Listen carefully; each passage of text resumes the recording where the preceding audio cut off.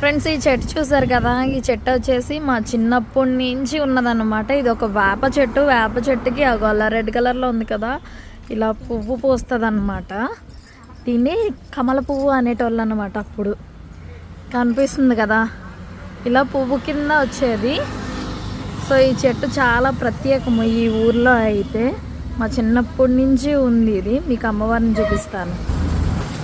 ఇక్కడ వచ్చేసి అయితే అప్పుడు పెయింటింగ్స్ ఏం లేవు, తర్వాత వేసారు. ఒక 3 years బ్యాక్ వేసినట్టున్నారు. నేను మళ్ళీ ఇదే కదా ఊర్లోకి రావడం.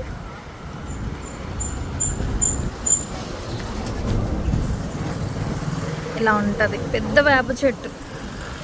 నాకు తెలిసినప్పటికీ ఇంతలా ఉండేది చెట్టు కూడా. ఇప్పుడు కొంచెం డెకరేషన్ చేసి ఇలా అమ్మవారిని పెట్టారనమాట.